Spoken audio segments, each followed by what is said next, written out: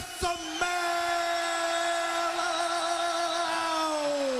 what the Rock.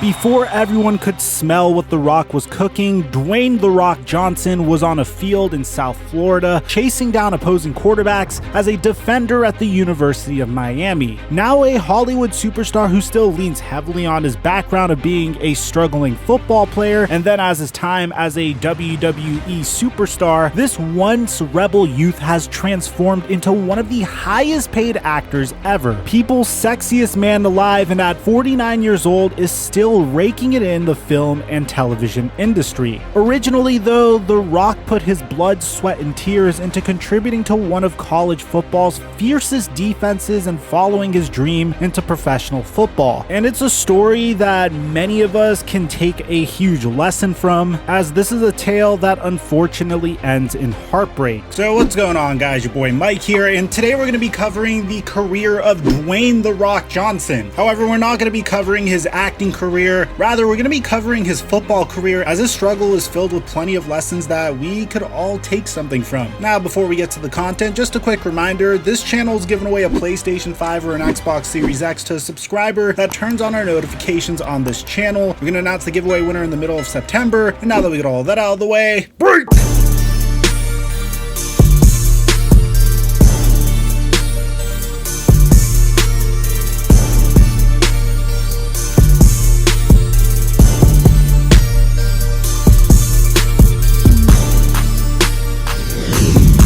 Dwayne "The Rock" Johnson, like the character he played in the Disney animated film, is a wayfarer, attending 13 different schools before he was 14 years old, but in the end, he didn't have any trouble finding his way and finding his success, even though he got into a little bit of mischief along the way. Johnson spent a short time in New Zealand while his father, Rocky Johnson, chased his own professional wrestling dream. Rocky ended up being pretty good at wrestling, defending a WWF World Tag Team Championship more than one time. After a childhood spent in North Carolina, Connecticut, Hawaii, Tennessee, and then finally high school in Pennsylvania, it seemed that Dwayne Johnson was the perpetual new kid in class. Shockingly, oftentimes with his first impressions to his fellow classmates, he was sometimes mistaken for a girl. Johnson told Willie Geist on Sunday Today that between the ages of 7 and 11, people thought that I was a little girl.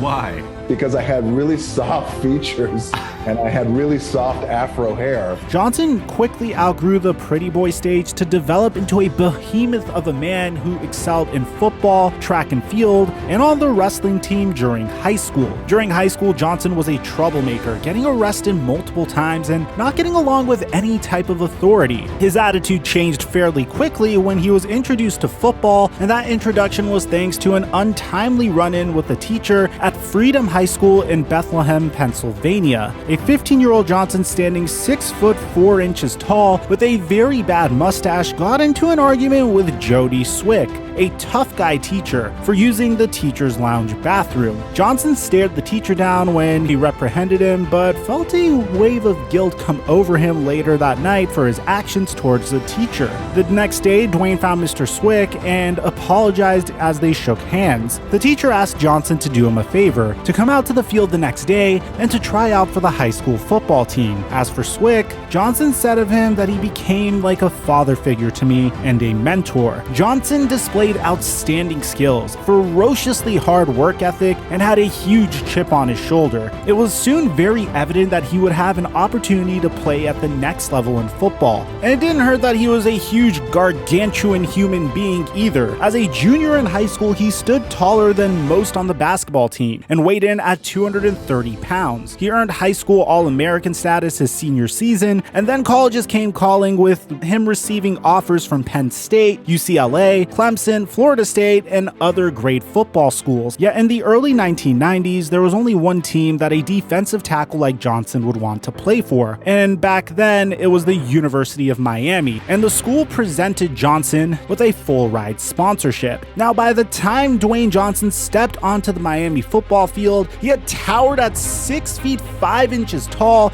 and was a menacing 267 pounds. Now, according to current LSU head coach Ed Orgeron, Bergeron, Dwayne Johnson was a highly recruited kid. We were excited to have him, and he came to us ahead of his time. He was developed and was extremely quick. He was a hard worker and a humble young man. Everybody liked him. He was easily coachable, and everybody was impressed with him.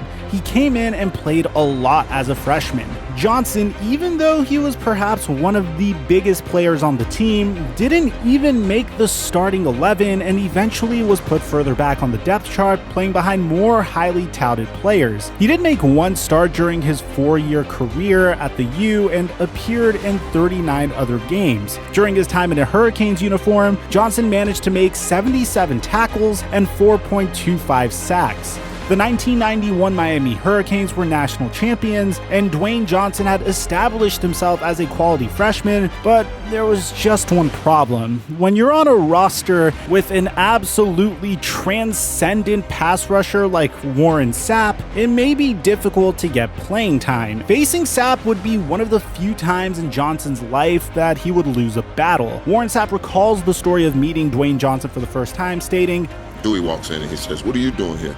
You know, naturally, me talk, I look back, I say, "I'm here for your job." That was my first day in the room. Now here's what's messed up. Warren Sapp, if you can believe this, was originally recruited as a tight end, but switched positions to defense, and this would be at Johnson's expense. The Rock also recalled the story saying, like true defensive linemen would do, full of ego, I said, "Well, you ain't taking my spot." Then about 6 months later, he took my spot. Even though he lost a starting spot to a guy who became one of the greatest college and NFL defensive players in history over a decade later, Dwayne Johnson has no hard feelings towards Warren Sapp. But a few years ago, on an ESPN roundtable, Dwayne said, "Yeah, the thing was, I had the greatest D lineman in the history of the game playing in front of me. People are always asking me if I regret not making it to the NFL because of my injuries at Miami. Let me be clear, it had nothing to do with my injuries. I didn't make it to the NFL because of one man, and that's Warren Sapp. There's a reason why I'm here right now, and it's because of the grace of God." Sapp himself was very surprised when he found out what Johnson's professional career ended up being post-football, and couldn't believe that Johnson was spending his time as not only a professional wrestling star, but arguably the face of the WWE. Sapp said in the same segment on ESPN, "When we left college, you and I lost touch for a little while, but I got a brother who was watching wrestling all the time. One day he's like, 'You played with The Rock, right?' I'm like, 'Man, I don't know Brock.' Then I'm watching and I see you talking about candy this and that, and I'm like, 'Are you kidding me? Who is this man?' It was the craziest 2 weeks of my life watching you." As for how Sapp rated Johnson as a football player, perhaps he could have given his former teammate a little bit more credit, saying that, On a scale of 1 to 10, he was a 6. And I was an 8 in college, you know what I'm saying? He was an adequate player, but he wasn't going to make that play for you know what I'm saying? Now, although The Rock wasn't a legend on the field in the sense of becoming a top NFL prospect, in 1993 he had a highlight that is worthy enough to still be shown in flashback reels and on the opening credits of Dwayne Johnson's show Ballers, which is HBO's highest grossing comedy that ran for 5 seasons. Charlie Ward was unlike any star that we've ever seen. He was a Heisman Trophy winner and the quarterback for the Florida State Seminoles, and this is before we even get to his basketball career. One of Miami's fiercest rivals in the early 90s was the Florida State Seminoles. There was a record crowd of 72,589 at Doak Campbell Stadium, and the Seminoles were in savage mode. So in this matchup, it was the Seminoles who were cruising, and with just a couple of minutes left before halftime, Ward was making magic. He had just escaped the pocket to scramble untouched for a touchdown to give Florida State a 21-7 lead over the Hurricanes. Then FSU had the ball back around their own 40-yard line. Ward lined up in the shotgun with 2 Seminoles in the backfield. He took the snap, and Johnson, who was in the right defensive tackle slot, faked via a stutter step to go inside, and then lowered his shoulder, beat his man, barreled around the corner, and Johnson then pummeled Ward, driving him all the way back to the Miami Hurricanes 47-yard line. Leon Searcy, who had a 10-year NFL career, spent several practices lined up against Johnson. He agreed with Sapp's 6 rating, but also gave Johnson credit, saying, "I can understand the 6 out of 10 rating because the standards at the University of Miami were so high, but you have to remember that Sapp was unblockable his senior year. So The Rock had some amazing talent around him that he had to live up to. Dewey was relentless. You couldn't slow him down. I think if The Rock had went to any other university, he'd probably be a first-round pick in the NFL draft." Kevin Patrick, who was also Johnson's teammate along with being a fellow defensive end, was named the Big East Defensive Player of the Year and was awarded with multiple All-American honors after his excellent 1993 season for the Canes. Patrick left Miami with 174 career tackles and 23 sacks. He is currently a member of the University of Miami Sports Hall of Fame and is now the defensive line coach at Texas Tech University. Of Johnson, Patrick says that it makes the hair on my neck stand up even to this day when you look back on those moments and you're playing against great players. Some of the greatest of all time in college football. Dwayne was a hell of a football player. He was probably as good as anyone in the country at the time. He just had probably the greatest 3 technique in all of college football in Warren Sapp playing at the same spot. Patrick also had another reason to be thankful for Johnson, as he wouldn't have the family he had today if it wasn't for The Rock. Patrick said that Johnson saved his relationship with his now wife. Patrick recalled the story saying that his girlfriend had broken up with him, but he had convinced her to go to the mall with him. Then the two ran into Dwayne Johnson, who was wrestling with the WWE at the time, as The Rock and Dwayne offered Patrick tickets to a match. He said, "If it weren't for Dwayne, I would not be married to my wife." And he does not know this. Ever since then, my wife has been by my side. Sometimes my wife and I joke about, what if we didn't see The Rock that day? So I don't think he knows that, but Dewey, thanks for helping me get my wife back. Although in college, Dwayne was met with injuries and a fierce depth chart that limited his minutes on the field, he had a way with leadership in that locker room that rivaled any great trailblazer in history and was oftentimes a sense of comedic relief in a room full of meatheads. Even Sapp, who was in constant competition with Johnson, thought of him as the nicest guy in the room, saying, "He's the type of guy that you'd let your sister date.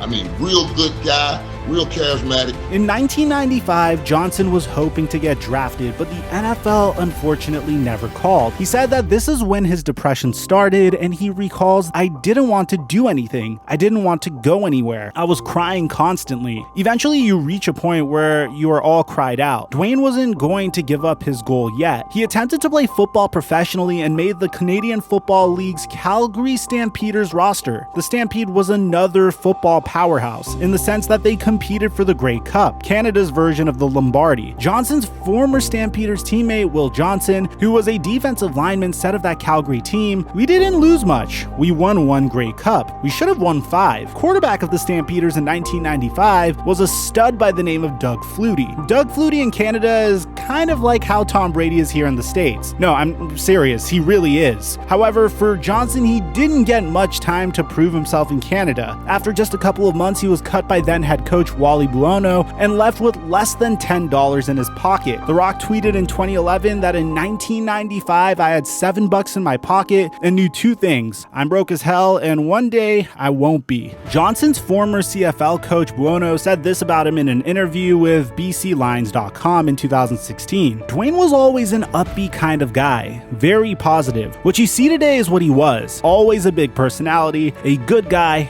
a fun kind of guy. For him to use that to motivate himself to be what he is today, again, just speaks to the kind of man he is and the kind of heart he has. If I helped him in any way to be what he is today, then I feel privileged that I was able to do that. I'm proud of him. For him to take a moment to acknowledge me makes me feel really good." After his football dreams were officially dashed, Dwayne created a name for himself in the sport that his father and grandfather had pursued, professional wrestling. But even that didn't start out so easily. First known as Rocky Maivia, he had a good guy attitude and the fans just didn't like his act. I represented everything at that time that was wrong with pro wrestling, and the fans turned on me. They started chanting "Rocky sucks" at every arena that I went to. Then his star power exploded when he turned into a more villainous The Rock. By becoming a part of the Nation of Domination in the late 1990s, his trash talking was top notch, and Jim Ross, the wrestling play-by-play commentator, has his own opinion on why Johnson is so gifted at the gab. Ross said, "Him playing at the U during that era, I'm convinced it allowed him to become a polished trash talker. He could come up with dialogue off the top of his head. On the wrestling scene, The Rock won 6 heavyweight titles, 5 tag team titles, and it propelled him into being the man. However, with even a bigger career in Hollywood that is beyond successful, making $87.5 million in 2020, $89.4 million in 2019, and $124 million in 2018, The Rock is getting paid. For one of the most influential people in the United States, all of Dwayne The Rock Johnson's success came from a not so successful football career.